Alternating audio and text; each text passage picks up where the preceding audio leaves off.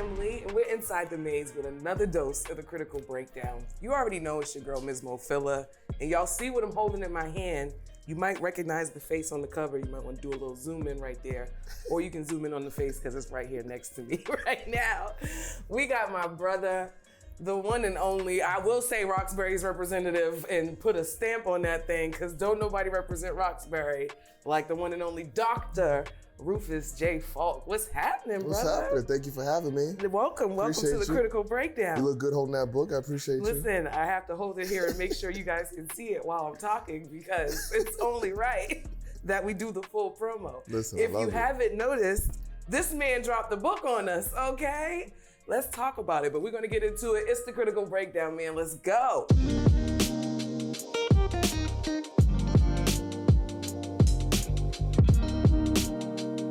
Now listen.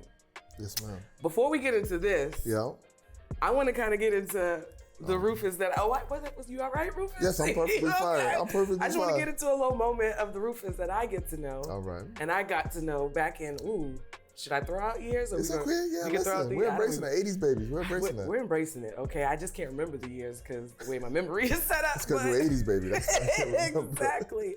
Listen, I met this man back in the days at BLA. Mm-hmm. Shout out to LA Dragons, still holding it down. Yep. Even though they kicked us out, but they kicked us out. We're not going to talk about that. But he talks about it in this book, though. Yeah. But tell us, I could run your resume all day long, but I'd like to hear it from you, Rufus. Tell those who don't know who you are.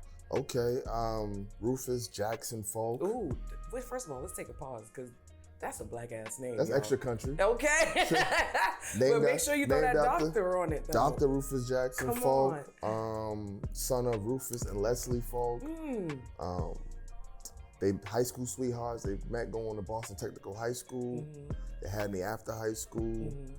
Brought me to Roxbury, and I ain't never left since. So that's it. Yeah. Latin Academy kid. He's really about to play humble BPS right now. kid. Temple University grad. Come on. Moved back to Boston in 2005. Started doing work in the neighborhood, working with kids who were gang involved, trying to help them transition out of that life. Yes.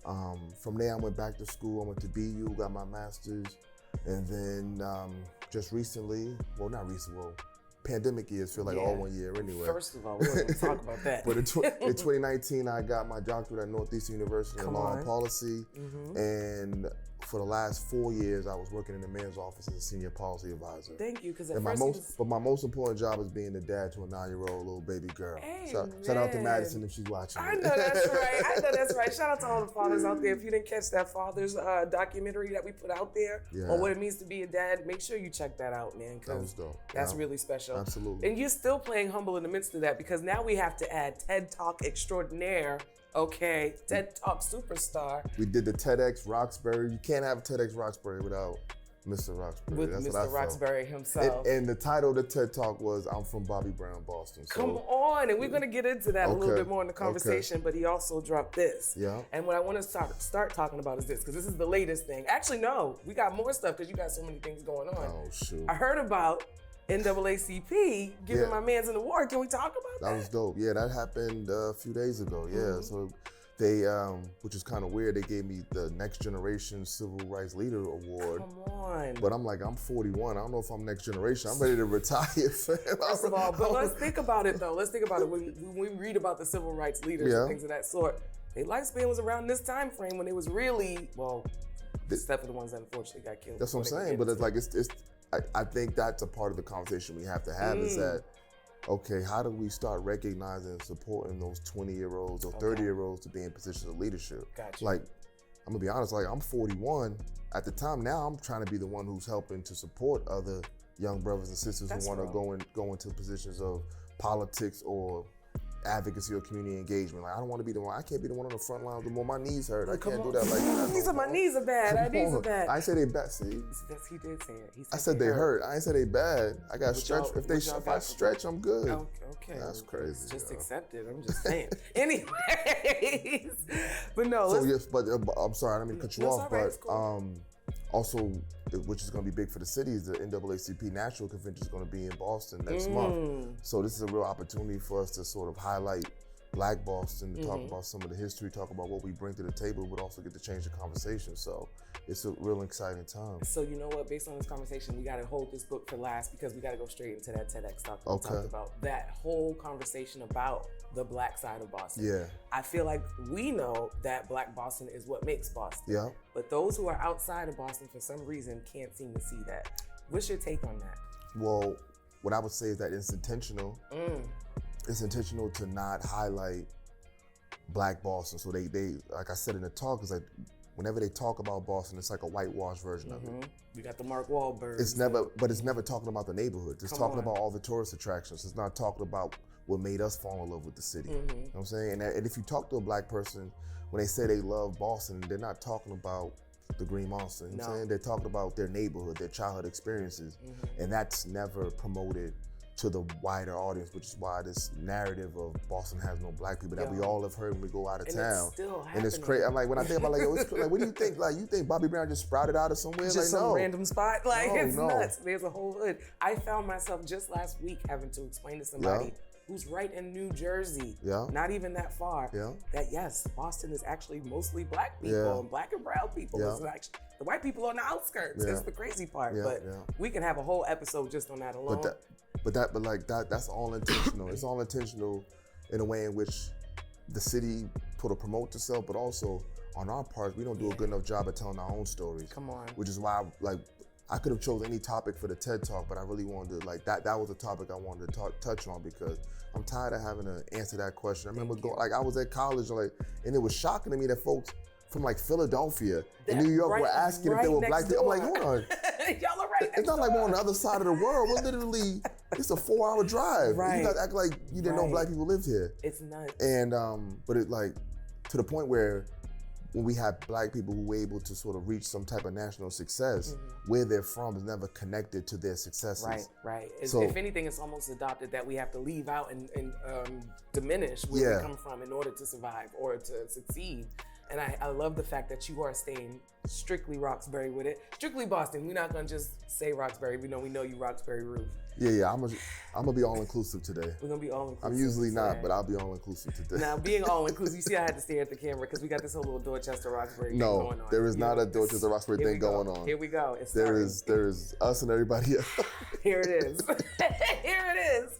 But in your all-inclusive statement that you made in your TEDx talk, I'll drill it down. I'll get back to being all-inclusive. Thank you. Okay. He made a statement that I feel like it needs to go viral. If you haven't shared it, make sure you go check it out and share it. And he said this: ain't no Boston, without Black people. Is that exactly right? Did I say it right? You said it right. Come on. Can we talk about the culture that we've built here? Yeah, absolutely. So you think about, you think about the sort of inception, not only of this city, of this country. The first person to die for this country was a Black person named Crispus Attucks, who was murdered steps away from the city hall. You know what I'm saying? It's like the first patriot was a brother who looked like me and you. Yeah. Yet his status as a founding father is not even recognized. His grave is in between State House and City Hall, but yet he doesn't have a statue. There's no plaques. There's nothing really commemorating his status, you know what I'm saying? As somebody who gave his life for this country. Talk about somebody like Phyllis Wheatley. Phyllis Wheatley was living in and around the sort of South End, Beacon Hill area. First Black person published in the 13 colonies. It's like the history within this city is amazing rich. For us because it's so rich. And it goes back hundreds of years, and yet it's not highlighted.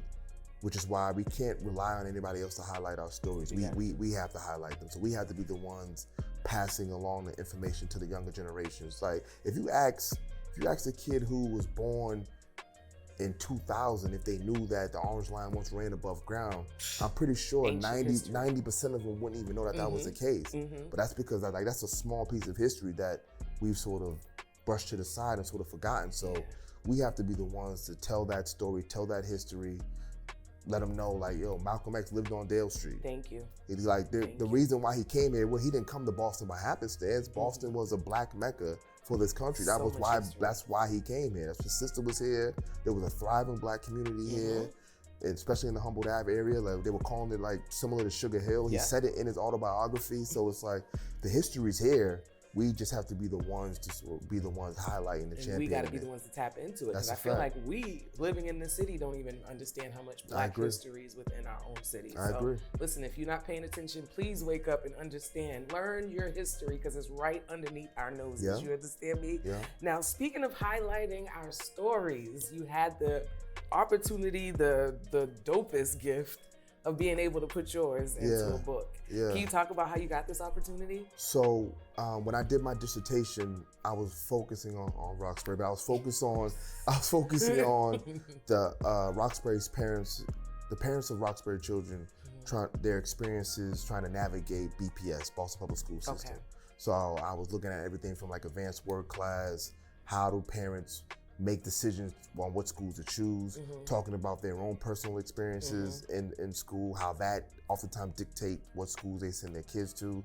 Talked a little bit about Boston's history around desegregation, how that fight to desegregate the school started in Roxbury. So when you do your dissertation, you're not really supposed to put your own personal story into your research. Because one thing you try to sort of remove is as much bias as possible. So what I decided to do after this, I have a story. I'm a product of what I was studying. So I wanted to talk about some of my experiences trying to navigate through BPS and what it was like to grow up in Roxbury at a time when I often say it was dope but dangerous at that time. So that is a perfect way to describe it. Dope but definitely dangerous. So that was my goal. So I put the book together, and I wanted to do it in a way in which, in this Instagram era, I didn't want to bombard folks with too much information. I wanted to give them something that they could read, be engaged with, but want to continue the conversation. So that was my goal. Plus, I can put a little bit of family history in there and try to engage people. We'll try to encourage folks. Like, if you want to study history, start with your family history. Heck yeah. If you start with your family history, your connection to not only your personal story, but also the sort of city, state, and nation that you live in will change too, because you'll be able to connect what your ancestors were going through and compare that to what the nation was going through at the time. And the outcome of where we're at today. That's a fact. Listen, have a better appreciation for where we're at today. That's a fact. Now let me just talk a quick moment, because I was about to go somewhere and all of a sudden my brain went left. It's Rufus's fault. I'll take this. People blame me for everything, so I'll take that. Because that's just what I'm used to. It's always Rufus's fault. You understand me? That's what I was going to talk about. I wanted to give you your flowers in the moment. I feel like we hear so many stories about, Black men specifically making their way out through, sports or through rap or music, and we don't hear enough of the stories about taking the education or academic route to make a better way for yourself. So I want to highlight you and say thank you for being an example from somebody realist. I was about to cuss like a mug. You understand me? That's how real he is. He makes you want to cuss like that. You understand? She blamed me again. See that? But no, somebody that you grew up with or knew of a face, that somebody, a peer. Just showing something that we don't always see in the public eye. So thank you, Rufus. I appreciate that. Continue to keep pushing through and continue to open the gates and the doors for those kids coming after you, because I know that's what your heart's mission is. That's always been the goal. The goal was to say that it's easy to talk it, but you got to show it. You got to walk it too. And like, I remember growing up, there weren't a lot of folks who were tangible, who went to college. I was walking around the neighborhood for me. So I wanted to be that. While also recognizing no, I can have a career going this route as well too. Exactly. And also recognize we live in this city, and Boston's a credential heavy city. The first thing people ask you are what school you went to and all this other sort of. So I said, if this is the city that I'm going to live in, I'm going to make sure that I get every credential possible. So I'm going to be, I have the freedom to do what I want, but also have the ability to sort of move in a couple of different spaces. And I want to show sisters and brothers from my neighborhood or any neighborhood that if academia is the route that you want to go, it's out there for you. Because if you match book smarts and street smarts, you're undefeated. Undefeated. You're undefeated. I think we always hear the story though of people who go through academia and didn't necessarily succeed, so to speak. So I think it's dope to hear the narrative of, yo, you can actually get into these rooms using your academic career as well. It doesn't always have to be artistic or sports. Shout out to those who are able to get in rooms in other ways, because baby, get in the room. You understand me? Get in but I love that narrative as well, because we hear so much of the opposite. So definitely. Now tell me, what would you say, is there any special moments in this book that we could look forward to? You see how I'm holding it? And being a good promo model. Yeah, you are. I appreciate that. I'm gonna put you on the roster. I like that. Put you on the team. Not on the roster. I like that. Jeez, Rufus. I like that. Why you? Come on, you're supposed to think the best of me. Don't think about it like that. But what I was like, probably the specialist part for me was having the opportunity to sort of dive into my family history a little bit. Because the obstacles that my parents and the folks who preceded them were able to overcome is why I'm here. You know what I'm saying? It's difficult. Like my paternal grandparents came in from Virginia in the 40s. They had 14 kids living in Cathedral. You know what I'm saying? My maternal grandparents, like my nana came in from Philly, but they started in Georgia. My mother's father was the youngest, but his family came from Cape Verde.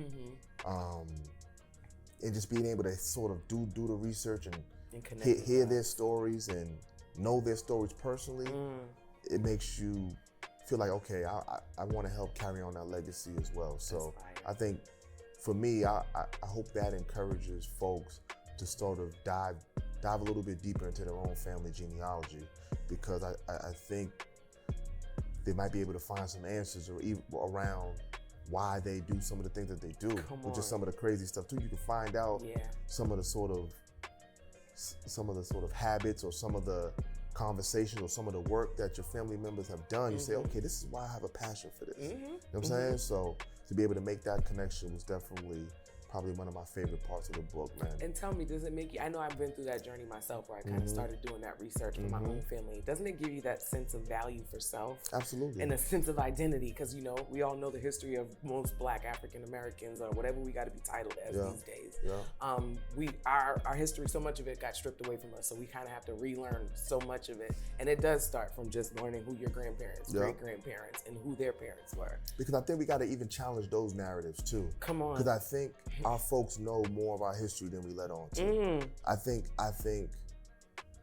so what I was able to find is just being able to go, I was able to go back to 1785, a free, like my direct, like when my grandfather's grandfather type of thing, like born free in Virginia at a time when we were given the perception that everybody who lived in the South was enslaved at the time. You know what I'm saying? But able to go do the same thing on my mother's side in Georgia, going back to 1810. Okay. You know what I'm saying? So being able to, because I think as Black people, when I'm gonna use the macro sense of Black people, I don't care if you speak French, Creole, Spanish, or whatever, I'm gonna call you a Black person.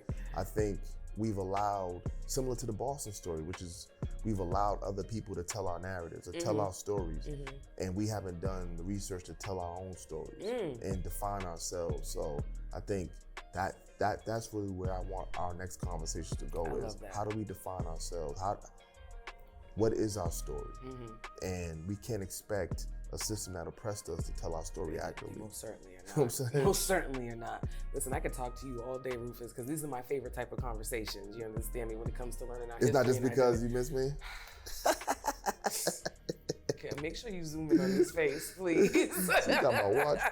So you broke my watch too. So now I broke watches from I'm blaming you for something. All right, I got telepathic powers. Is that the word? I think that's the word. There you go. Wow! Listen, I'm about to throw this book at this point. Listen, Rufus, I appreciate you stopping by. It was long overdue. He's giving me all types of trouble.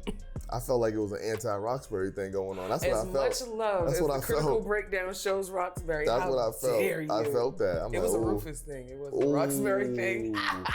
Did something happen in Atlantic Cat? Did I do something? He did something. I might have bought the last cookie. So I bought the last cookie. I was the last person in line, and he knows. Listen, I appreciate you pulling out, Rufus, and I gotta have you back because I feel like there's gonna be more to come from you. Absolutely, so. Absolutely. Tell everybody who doesn't know where they can find you, because you got a million things going on, sir. You got a million things. You can find me in the neighborhood there, you know, sir. Okay. All right. Just on Instagram, it's Roxbury Roof, as it should be. Why do we have to? Yeah, go why through do you this make me every like time? it's you? Why we gotta go? And then everything else is just Rufus J. Faulk. You can put the doctor in front. I know that's right. But yeah, He's so humble thank about you for it. having Put me, the man. doctor in front. You understand me? Yeah. Put the doctor See, I in. did that for my friends, so they feel like they can have that too, man. Listen, It's for all of us. You did that It's for all of us. us. You did that for the whole hood, Listen, all of Boston. Eh, Wow. You see how he does no, that, sir, y'all? for the whole neighborhood. You see how he does this? Listen, but why? I don't even know what I'm saying anymore, and it's all Rufus's fault. So That's gonna be the title. All Rufus' yes, fault. by all means, please title it that. Make sure you follow me, Ms. Mofilla, on everything, Instagram, Facebook, and Twitter. And while you're at it, make sure you follow Inside the Maze on Instagram, Facebook, and Twitter. Make sure you like, follow, and subscribe, and hit that little notification bell down at the bottom so you can keep track of everything we got going on. And also, because I forgot to say it before, follow my website, MsMofilla.com, and keep track of what I be doing and stuff outside of here. What you be doing? I like that. Wow, what I be doing. And I was just about to do a lovely promo love for this it. book. That's all I need, just the picture right there. That's all I need. Make sure if you don't get it, if you don't have it, you go get it is what I was trying to say. And I'll make sure I get you a signed copy. You heard it here first, because this is not my copy. It's the Critical Breakdown, man. Ms. Mofilla, Dr. Rufus J. Faulk, man. Peace out. Peace.